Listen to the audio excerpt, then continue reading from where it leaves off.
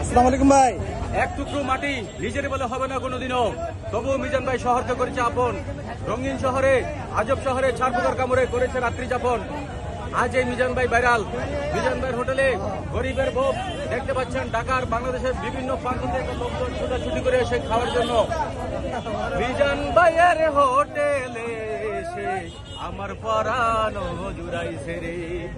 মিজান ভাইয়ে ভালো লোক, সবাই করবেন তার জন্য দুয়ারে ভাই। মিজান ভাইয়ের জন্য শুভকামনা। মিজান ভাই এগিয়ে যাক, সফলতা বলে কেউ আসে না। প্রচন্ড ইচ্ছা শক্তি থাকলে সফলতা আসবে। সফল তুমিও হবে যদি উপরওয়ালা ভাগ্যে লিখে রাখে। এবার আপনি কোথা থেকে আসেন ভাই? আমি ভাই কুমিল্লা থেকে এসেছি ভাই। কুমিল্লা থেকে মিজান ভাই এখানে আসছে। আজকে আমার ওয়াইফ আমাকে রান্না করতে হবে বাসায়, এই জন্য ছুটির দিন আমি ভাবলাম আমি রান্নাও করবো না, মিজান ভাইয়ের হোটেলে আরামে খেয়ে চলে আসবো।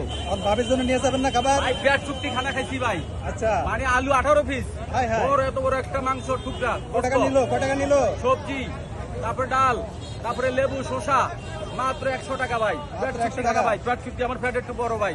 অনেক খাইছি, আলহামদুলিল্লাহ আলহামদুলিল্লাহ, আল্লাহু আকবার।